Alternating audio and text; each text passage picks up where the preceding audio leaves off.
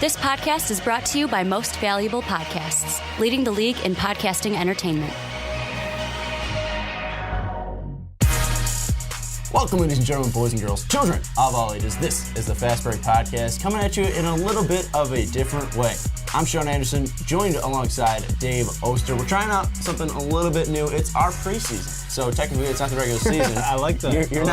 You're not getting our, what we're used to. We're trying out some new things, trying out some different lineups, seeing what happens. So I'm Sean, again, Dave alongside me. We're going to give you 3 topics this week. We're going to try to make them a little bit shorter than usual.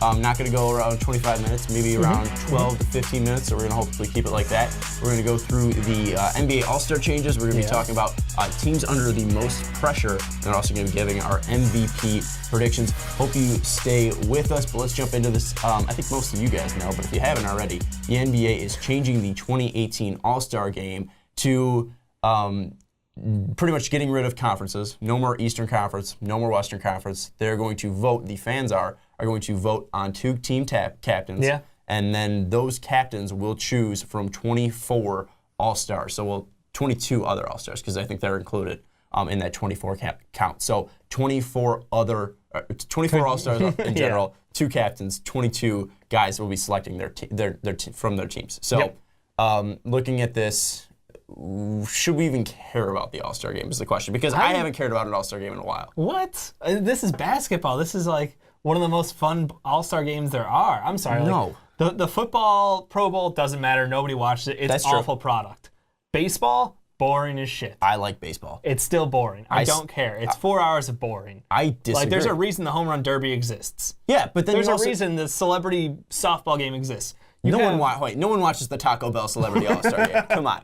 Ricky Henderson's still out there hitting bombs. No one cares about that. The baseball All-Star Game is still competitive. People still care about it. I watched it this year. I thought it was fantastic. All right. I'll give you that. But the NBA All-Star Game, now because there's a shift in power, they changed it over from, the East versus West, because let's be honest, it would be ugly. It would get ugly. Do you think it's solely because of that, or do you think it's because of ratings and because of people just not liking the All-Star Game? I think it adds a twist. I think it's because of the East-West imbalance, but on the side, I think it adds a really interesting twist, because we watched what happened for hockey when they took the player draft into it for the All-Star Game, and I think that adds such fun and a little bit of chaos, because you could end up in some really interesting situations with guys you don't get to watch play, with each other ever. Now that we're having super teams, you get a little more of it, but now, who knows? But one thing with at least hockey, they went away from that. They went away from the player draft and then now went to conferences back again, but going to a 3-on-3 tournament. So even then, ultimately they went away from a player draft. The NFL also had that, the Legends coach NFL as well. Was awful. They went away from that as well. People. So I just look at this and I think,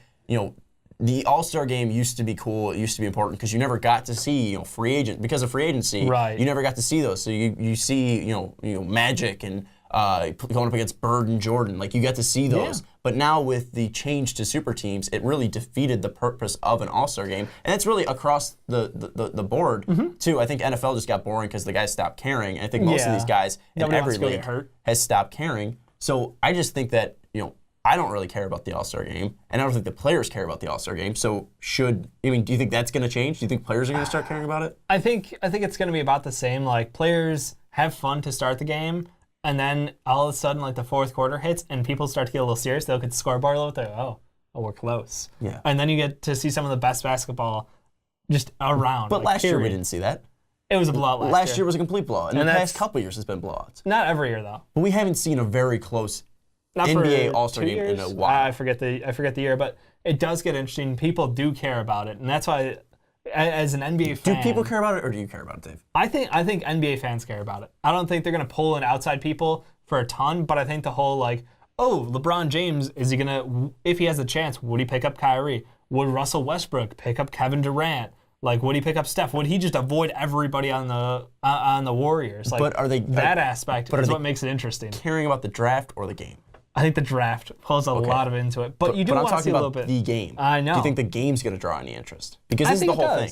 Because the draft's going to be on a separate night, I'm pretty sure. Because they did the NHL draft on a separate night. You got to make jerseys and all this. True. I mean, what if it was just an all one night? I think that would be an amazing night. But no, I agree. I think it'll be a separate night, and it'll be a zoo. It'll be a media zoo. Like, everybody will want to see this. Everybody wants to know who's going to go where. The game itself, probably is going to be a little bit of a letdown for some people because obviously you're not going to get nobody plays defense. It's all offense, and it's a ton of fun, and it's a ton of chucking. Is it a ton of fun? I enjoy watching it. Because I haven't cared about an All-Star game in years. When's the last one you've watched for the NBA? Last year. It was boring. You watched last year's? I watch every single year. It just bores the shit out of me. I watch because I'm supposed to watch. There are bits of it that are down, but I think for the most part, like you said, there's that balance of we sort of get spoiled because we have super teams already. So we're not getting the specialness of all these All-Stars on the court at the same time.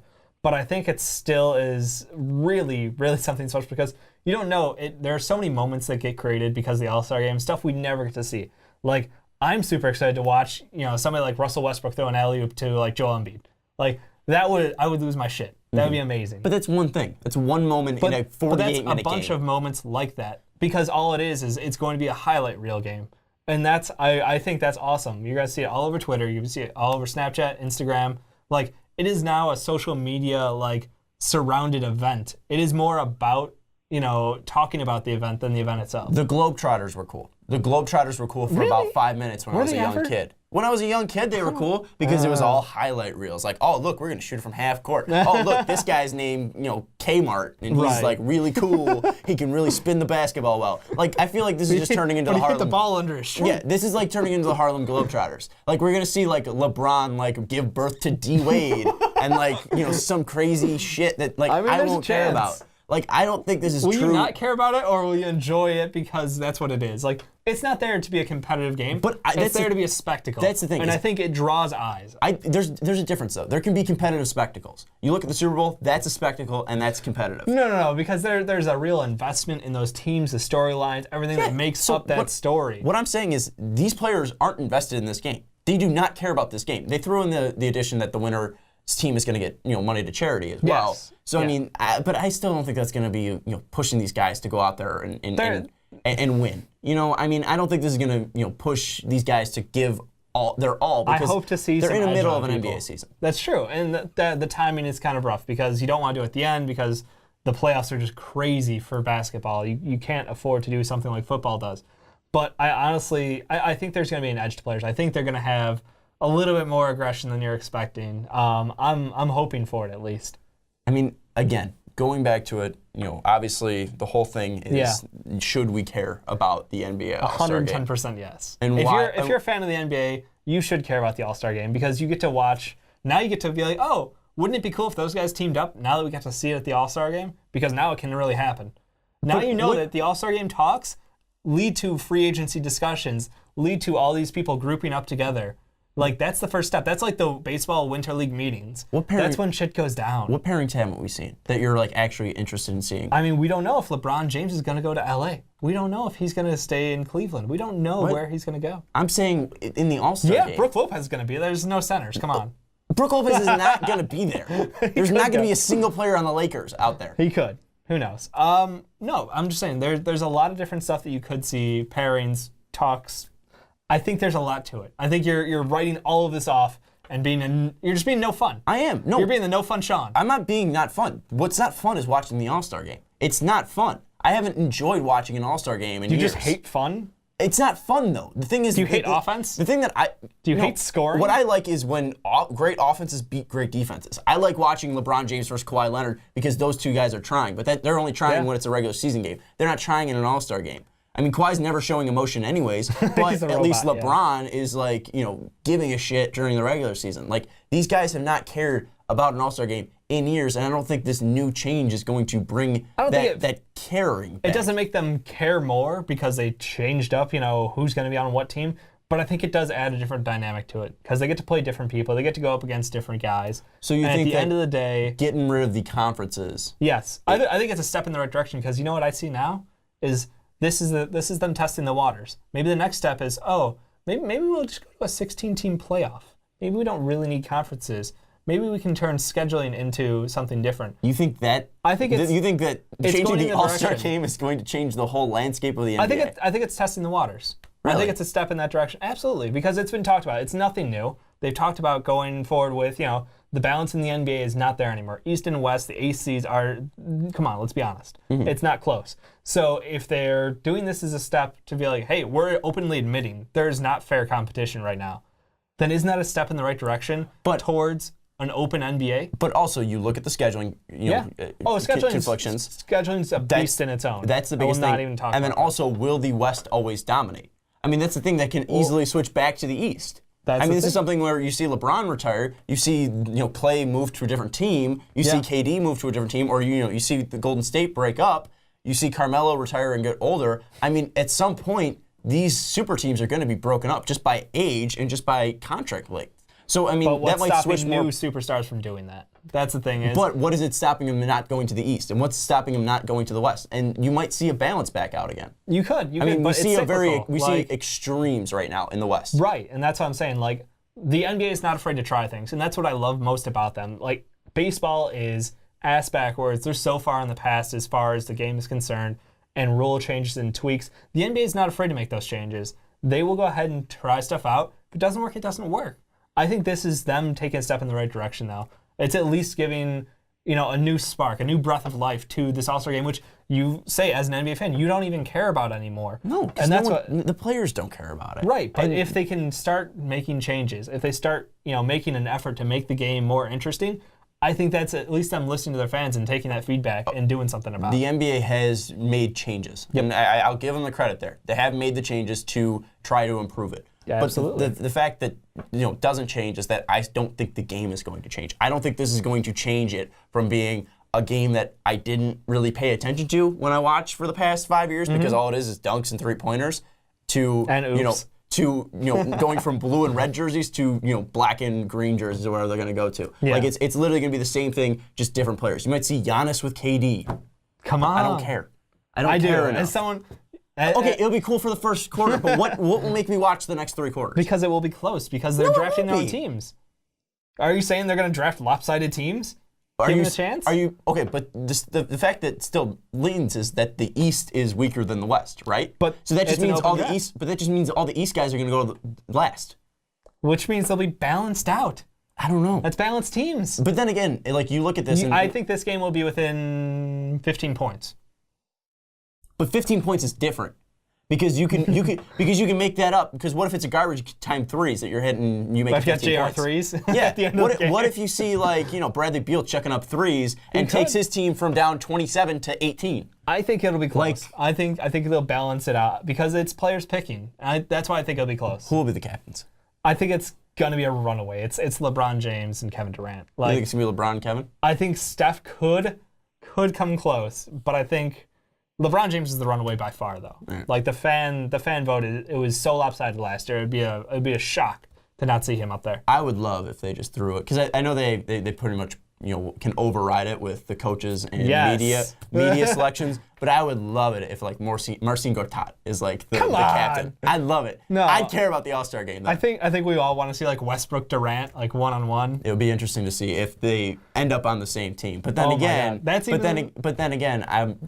make me want to watch the game. Kyrie and LeBron on the same team. I've already seen those guys play together, so that doesn't change. But they hate each other now. Anyways, tell us if you think that you're going to actually care about the 2018 NBA All-Star Game after all of these changes, because to me, it really doesn't matter. To me, I love it. Apparently, it does Step in the right direction. I don't think it matters. Also, tell us who you think the captains will be. I agree with Dave. I think it's going to be LeBron and KD or LeBron and Steph, but ultimately it's going to be a LeBron versus a Warrior. Again, tell us what you think of the new rule changes down in the comments below. But moving on to our next topic here on the Fast Break Podcast, we're going to be talking about the top five teams under the most amount of pressure going into the 2017-2018 season. We're going from 5 to 1, starting off our list. Number 5, the Minnesota Timberwolves. Dave, obviously you bring in Jimmy Butler, you bring in Taj Gibson, you bring in Jeff Teague, you bring in Jamal Crawford, and you have 2 young stars in Andrew Wiggins and Karl-Anthony Towns on this team. Yeah. A lot of pressure, making sure that Jimmy Butler is comfortable, making sure that this team flourishes and is a playoff team. Ooh. Are the expectations set too high for this young team? No, I think playoff team is even very low, to be honest. The expectations, you're going to be there, and you better make the first round interesting, maybe even have to get out of it. People are really going all in. And I know that adding Jimmy Butler to a team, because people always question, was he a real one or was he a one because he was in Chicago? Like, is he a 2 somewhere else? We're going to find out this year because it's going to be really interesting. I wonder who said that about Jimmy Butler. I can't imagine who would say that. But no, like, we saw what Cat and Wiggins could do together last year. Tons of offense, oozing with potential. Wiggins is on track, pretty much looking like DeMar DeRozan with a 3-ball. And Cat, unstoppable offense, questionable if he will learn to play defense. If it's an effort thing, I don't think so. I think it's more of a, you got to learn the game law. And if there's anyone to teach it, it's still Thibodeau. So you have the best coach in the game defensively to learn that from. Honestly, though, like, they've got a great mix of vets and young players. Like, they're primed to go. The question is this year the year they can get out of the first round? Because a lot of people are picking them as like a dark horse to knock us off somebody in the first round. And that's somebody as Ricky Widmer is. Yep. He had the Timberwolves beating the Spurs in round 1 of our NBA playoff predictions. But I look at this, and yes, you know, you can look at the stats for Karl-Anthony Towns and say defensively he was terrible, and that's fine. But you still look at this team was, you know, playing down by a lot. They were getting blown out. So why even stop anybody defensively? Like, why put the extra effort in? I just feel like that with Jimmy Butler, Taj Gibson, having this veteran presence that really wasn't there last year, I just feel like Karl-Anthony Towns, he is too athletic, he is too big not to be good defensively. It's not like he's slow. Right, it's not like a jaw problem. It's not like he's slow. It's not like he's, you know, has a lack of wingspan. Yeah. He is athletic, one of the most athletic bigs in the NBA today. I just feel like it can come to him. And like you said, playing alongside Taj Gibson, who was and is still fantastic defensively, and playing under Tom Thibodeau, it's got to come along for him at some point. And I feel like this year can be this year. And with all of these expectations, I mean, the Timberwolves are easy the 5th team that are under the most amount of pressure. Absolutely, agree. So moving on to the 4th team, we got the Boston Celtics up here. 4 new starters for the Celtics in this lineup. You have second-year Jaylen Brown. You have rookie Jason Tatum. Adding in Kyrie Irving, bringing in Marcus Morris from the Detroit Pistons. Yeah. You have Al Horford, and you also have the big signing of Gordon Hayward. So a lot of moving pieces there for Boston. You have always said that they even overachieved last year. I mean, absolutely. Is this going to be a team that meets their expectations of making the finals? Oh, that is tough because, look, you mentioned it. 4 new starters coming in this year. Al Horford's going to try to hold down the fort. The biggest question is, you know, how will this offense flow? How will the defense flow? Because everybody's got to learn it. It's not like Al Horford is exactly the linchpin of that team. Yeah, they ran pick and roll a lot last year for IT, but this is going to be a totally different offense. Kyrie Irving's going to have the ball in his hands. Gordon Hayward's going to have the ball in his hands. Expect to see a whole different game out of this Celtics team. I think that the expectations are that they beat the Cavs. In their own minds, like, if they don't beat the Cavs, has all this been like, and I get it, you have a second-year player in Jaylen Brown, you have a rookie in Jason Tatum, who, again, amazingly young, talented players, but you have to expect that they're going to make mistakes. They're just more prone to it. It's going to happen. And I just don't know that this year they can actually knock off LeBron after all the additions they've made. Well, and we never even mentioned Marcus Smart. They have that great defensive player. Force. Yeah, great player coming off the bench. But the thing that I really worry about with the Boston Celtics, and really the reason why I don't have them knocking off the Cavs, and I have the Cavs going to the NBA Finals, is this team can't rebound. Al Horford's so soft down low. They can't rebound. Yes, I know Jaylen Brown has the ability. I almost forgot about that after watching last year's playoffs. They can't board. They couldn't. I mean, you look at the Chicago Bulls. The Chicago Bulls almost beat them just by being able to rebound. I mean, Robin Lopez was eating up offensive boards all day, setting up Rajon Rondo again, setting up D-Wade again. This team cannot rebound. That's why they're not making back to the finals. I feel like their expectations, they're going to come short of them, and the pressure is going to be under Danny Ainge. The pressure is going to be under Kyrie Irving, again, whose contract is coming up in 2019. So this is a guy that you go out and trade for. You finally move some of these assets. Danny Ainge might have made a mistake because this team can't rebound. But if he didn't pull the trigger now, when, you know? That's true. We will see. And again, you still got another year of Kyrie. You got Gordon Hayward locked down. You got Al Horford locked down. You got Jaylen, and you got J-Tay locked down. So, I mean, you still have another year. That's why they're 4th, but still, they are 4 out of 30 teams. So, a lot of pressure on the Boston Celtics. Moving to the 3rd team, a team that I was really, trying to push Dave to really say they are under the most pressure. The New Orleans Pelicans. Looking at this as a team that traded for DeMarcus Cousins last year. You have the best front court in the NBA, but what does the best front court give you, Dave? It gives you a shot to knock out any team because no one can defend that. But does it give you a shot to make the playoffs?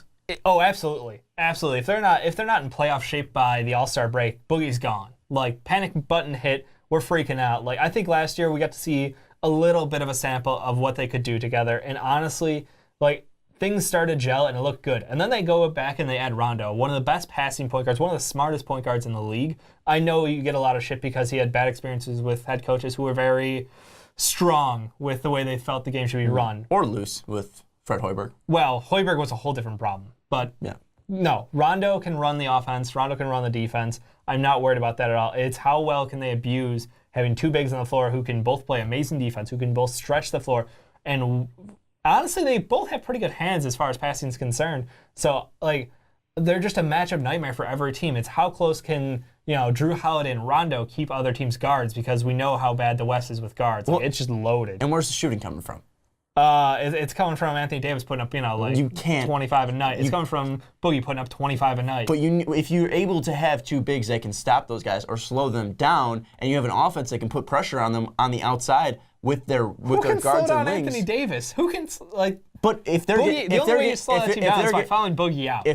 Which happens all the time, and also if you're able to slow them down and they're only getting 2 on the other end, you're getting 3 on the other end. 3's bigger than 2, Dave. Got to play some defense. There's some math. That's all I gotta say. I'm just saying that I don't know if I can trust that backcourt enough to say this team's even a playoff team. I didn't have them as a playoff team, and you look at this, like you said. If you get to the All-Star break and you're not a playoff team, DeMarcus Cousins is probably gone. And you look at Anthony Davis, that just means you're pushing him further and further away from staying in New Orleans, which is and he's one of the best players in the NBA. Yeah, I mean, they still got him for a couple of years, but still, if you're not making a stride towards that playoff mark where he can seriously contend for a championship, because he is one of the most athletically gifted, physically and even basketball skill, just off the charts. And if you lose both of those guys, I mean, New Orleans is completely in the shitter. And I don't know, where do they go from there? So I feel like that's why I was trying to push them higher and higher, just because you lose both of your best players. You're in a terrible position because you're in New Orleans, which doesn't attract a lot of free agents. No, you have no one to bring into New Orleans because both of your best players are gone.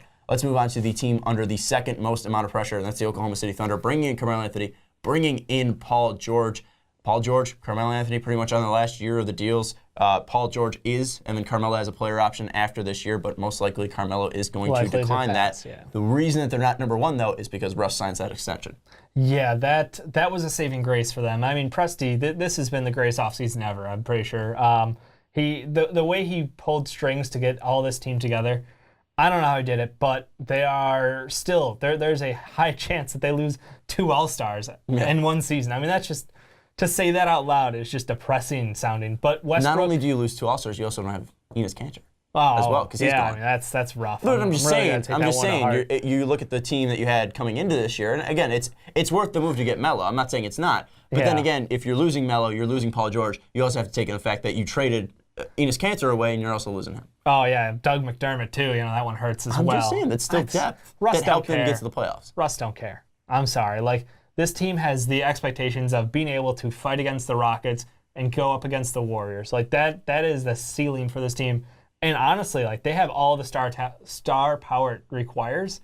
The question is, how will they gel together? They have 2 of the best two of the best catch and shoot players in the NBA with Paul George and Carmelo Anthony. Both are top 25.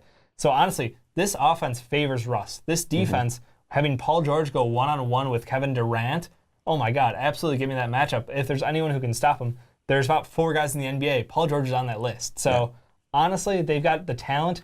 The question is, what happens when things don't click? Well, and Russ has been a lockdown defender as well. So you hope with a better team around him and better guys around him that he'll want to play up. And if they don't click, I mean, you're going to lose Carmelo Anthony, you're going to lose Paul George. So this great offseason is only one offseason for Sam Presti, and it's not a legacy that you're building in Oklahoma City. Not saying that Sam Presti hasn't done a phenomenal job, because he has. Could shock us all. They could go to the finals. They could re-sign people. I think it's the biggest thing is if they will re-sign them. And obviously their performance against the Warriors and against the Rockets and against the Spurs too. Don't want to count them out. Oh, absolutely. But let's go to the final team under the most amount of pressure. It's the Cleveland Cavaliers. Looking at this, you might, after the season, if you don't meet your expectations of beating the Golden State Warriors or at least taking them to 7 or 6, you might be losing the best player of the past decade and the best player in the NBA right now, LeBron James. Yeah, I mean, it's crazy to think that, a team coming off of back-to-back-to-back finals, if you don't get back there again and look good,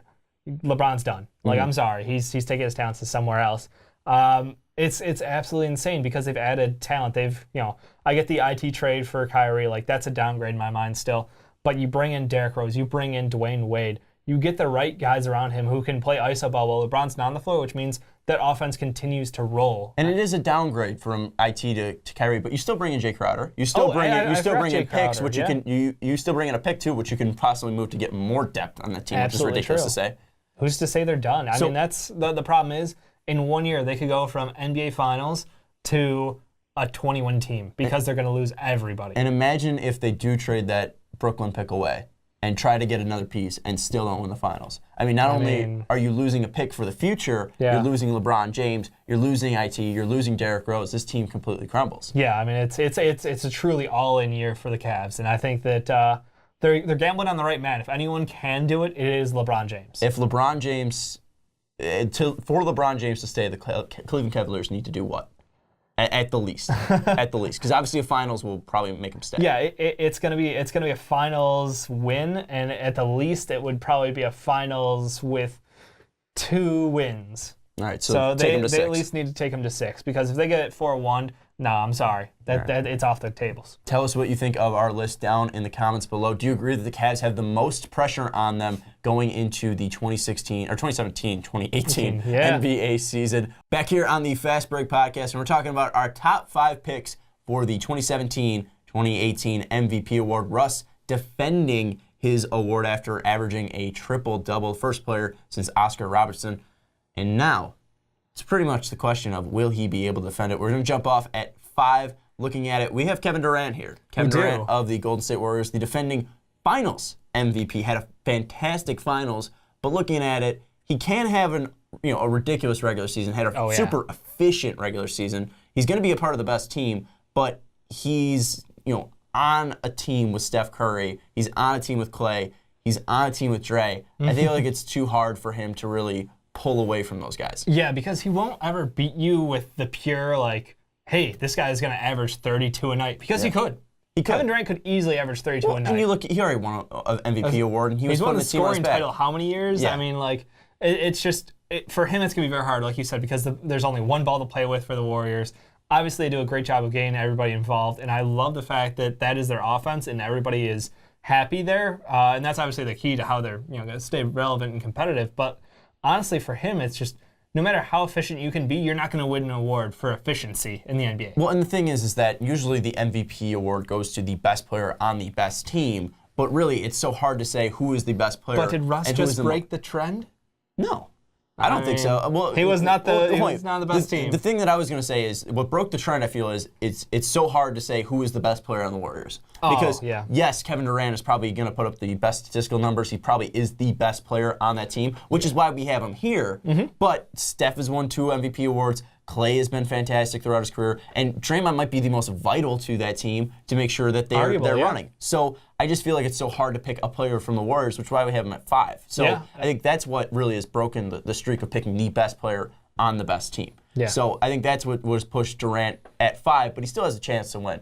4, we have Giannis Antetokounmpo of the Milwaukee Bucks. Because Giannis, now he's putting the team on his back. He can put up the ridiculous stats like Russ did. And if the Bucks take, a jump and maybe are a 3 seed, that can really play into his favor. If they have a healthy team this year, they could be really good. He's my dark horse. I talked about this a little bit a couple weeks back. I want to say maybe a month. Look, statistically, he can do this. The biggest question for Giannis is how well his jumper develops and how well he can keep getting everyone involved. Because honestly, he's had stretches where he's looked amazing, untouchable, undefendable. On the fast break, it's like LeBron James and Giannis. It's disgusting. He does everything well. The question is if he develops that shot, he's now deadly. Yeah. He's now something special. And with a healthy Jabari Parker, with everybody healthy at the same time, that team that's what elevates it, is the team success and your success. He might not be the best small forward in the league or best point forward in the league, but he can stat stuff. Because of his size, because of his speed, he can stat stuff not only offensively, he's going to put up the points, he's going to grab the rebounds, he's going to dish out assists, but also you look at him defensively, he's going to get 2 blocks a game. He's going to get 2 steals a game. He was just shy of 2 blocks a game last year. He had 1.6 steals a game last year. I mean, defensively, he's a monster. He can stat stuff. He can be, a defensive player of the year candidate. I mean, this is a guy that with his wingspan, his length, his athleticism, he can be a true, stat stuffer defensively as well. So I feel like, if we're looking at stat stuffing and kind of looking at every category. If you're playing fantasy, here's the secret. take Giannis. Yeah. So, I mean, that's something that we're going to be looking at tomorrow when we're drafting our fantasy team. But I think Giannis, if we're looking at pure stat stuffer, I feel like that's why Giannis makes this list. He's so good, and yeah, that's the thing, is now that he's starting to get the attention he deserves, he's really had a breakout year last year. I think this year is going to get even better. Because he will be the best player on a good team. He won't be the best player on the best team, which is why we're going to go to our third pick in LeBron James.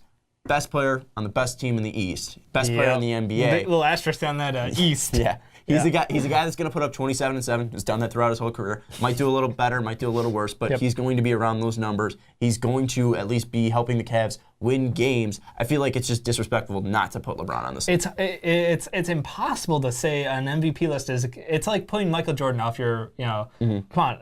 Every year Michael could have won it. Like, obviously they had to share the award. Though. Yeah. Like that was the NBA being nice. But no, LeBron James, like you said, 27-7-7 year in year out. And weirdly enough, LeBron James is continuing to get in better shape. His prime hasn't even ended. Like we don't even know if he's like early prime, mid prime. Like I'm confused as to how this man ages. He's Benjamin fucking Button right now. He might have Tom Brady prime. I mean, Tom Brady's still in his prime. The dude's 40. I mean, look. I mean, I feel like both of these guys, at least LeBron and Tom Brady, the way that they hold their bodies together. Brady's a guy that you can always have to have in the MVP conversation because he's the best player in the league. Yeah. LeBron's the best player in the league, and it'd be disrespectful not to put him on there. And LeBron also had his most efficient year last year as well. And it's only going to be better because, remember, they spaced out the scheduling for the NBA season, and they added a ton of players who can run the offense, run ISO, without him out there, which means he doesn't have to go every night crazy hard. He can get his contributions in, and he can enjoy his rest. Yeah, and that's the reason why I don't think LeBron will win this is because he can get his rest. Yeah. And it's something where he doesn't really care about that one seed. He doesn't need to get that. So he might be taking games off where the next two guys aren't really going to be taking games off, and they showed that last year. Number 2, we have Kawhi Leonard of the San Antonio Spurs, a guy that is arguably the best two-way player in the NBA. I don't think there is really an argument there. No, he is the best two-way player in the NBA. He's now putting the team on his back because you're looking at the trio in Oklahoma City of Russ, Carmelo, and Paul George. You have the dynamic duo of Chris Paul and James Harden of the high-flying Rockets. And then you also have the Golden State Warriors. Don't know if you heard of them. So Kawhi's going to have to put the team on his back, and he's going to have to be giving it his all every single night. I think people are going to look into it because he's playing both sides of the floor. He's going to be becoming more of a playmaker. He's now even becoming a fantastic scorer as well. Yeah. Kawhi, I think he might not have the stats to be there. He's not going to be a guy that's going to win a scoring title. But I think people are going to see his contributions both defensively and offensively. I totally agree. And I think a lot that's going to rest on Kawhi is now he's going to be forced into being more of a facilitator as well because Tony Parker, old as hell. And hurt. Manu Ginobili, old. Patty Mills, he's more of a shooting guard and a point guard body. So a lot of this is going to rely on how well Kawhi Leonard can run this team because LaMarcus Aldridge is already coming out with public statements about how, he was unhappy and he half-assed it because he was left out of the game plan pretty much. It's like, that doesn't look good, man. Like, you're supposed to be the number 2 to Kawhi Leonard. No, you no longer. Now they have Rudy Gay, who, amazingly good scorer, but the rest of the contributions, arguable. Yeah. So Kawhi Leonard has a chance to truly go across the board and do everything for this team. That's why I feel like this team has never been more on one player's back than it is right now on Kawhi Leonard. Well, and I think the thing is that if we're looking at the words most valuable player, I think Kawhi easily fits into that. Because without Kawhi, what is this team? I mean, we saw last year in the playoffs. Yeah. Kawhi Leonard in, beating the Warriors. Kawhi Leonard out, crushed. Because the thing is you look at, I think the two guys that really fit that role are Kawhi and Giannis. Because you take both of those guys out, these teams are completely different. I know you're going to bring up the stat of, No, I'm not even. I don't even have to. Of the Bucks being better with, Giannis off the floor, but I feel like he's so dynamic and it takes so much away from other players. It's completely different where, if you take Kawhi and Giannis off those teams, they've lost all identity. They've lost their identity. They lost their best player. Where LeBron, yes, you're taking the best player, in the world off a team, but you still have D Rose, Dwayne Wade. You still have Kevin Love. You have all of these great players. They're still a playoff team in the East. You look at Kevin Durant with not on the Warriors. That team won a finals already. Yeah, that's not even fair. So I mean, and you look at the final guy that we're going to talk about. I feel like he also fits into that role of being the most valuable player and a guy that you really can't take away. The defending MVP, Russell Westbrook. Defending. Undisputed MVP. a guy who averaged a triple-double last year, stat stuff, which fits one of the roles of Giannis. Oh, absolutely. He's going to be putting up, monster numbers. The numbers are probably going to go up as well. Scoring might take a little bit of a dip, but the assists are going to go up because guys are going to be making their shots now. People can shoot? What? Wait, so we're not counting on Roberson to hit shots so he can get a triple-double? We're not going to be counting on Anthony Morrow. Oh, my or God. Or Doug McDermott. You're going to be counting on 2 Olympic gold medalists in Carmelo Anthony and Paul George. And then also, if you take them away, Paul George and Carmelo are great, but you need that facilitator. You need that guy. You need that leader. Russ fits that role. No, I think that they are truly lucky to have been able to add Paul George and Carmelo Anthony to this team because, honestly, what Russ did last year was amazing, but unsustainable. Like, what he put his body through that year probably aged him 2 more years because he was playing 38 minutes a night trying to hit his mark, trying to carry his team. There was no player who had more comeback wins than Russell Westbrook, more game-winning shots in 1 year than Russell Westbrook. I feel like he just did everything for that team. And now the question is now that he has guys who can shoot, how does his role going to change? Because obviously it's not all on his back, but at the same time, I feel like he could have a similar year. I don't think his role's going to change at all. I think his role's going to get easier. And the thing that you mentioned is he was killing himself to get those triple-doubles. Yeah. It's going to come easier to him. Because you look at it, those assists are going to come easier. True. Russ getting 10 points is easy. I mean, come on. It's not like Russell Westbrook's not going to be able to get 10 points a night. It's very true. You look at the assist numbers. The assist numbers are going to come because you're playing with Carmelo Anthony, Paul George. You still have Steven Adams. Roberson is trash. But offensively. Him cutting, I mean, the guy can make a layup, I hope. Honestly, it's 50-50 these days. Not even. I should say 50% would be good. But then again, he's 25% from 3. So, I mean, closer to the basket is still an improvement. So, I still feel like Russ, he's going to be taking more off his body, but he's going to be able to still have better contributors out there alongside him. So I think it might come easier to stat stuff because you have Carmelo Anthony, you have Paul George. Those guys are still going to be able to score for you. So I look at Russ and I feel like he's got the best of both worlds. He is the leader of the team. He is a guy that's going to have to put every single thing in there because he's not on the Golden State Warriors, but he has the luxury to rely on Carmelo Anthony. He's the best support staff in the league right now. So that's a damn good case. I feel like it's pretty hard to argue against Russell Westbrook, but that's what we want you guys to do is argue against us in the comments. Tell us who you think is going to win the NBA MVP down in the comments below. You're sold on Russ, right? I got some questions. Who do you think's going to win? I think it could be not who do you want. Who do you think's going to win? I think Kawhi could win it, finally. I think he could finally get recognized. Who do you want to win?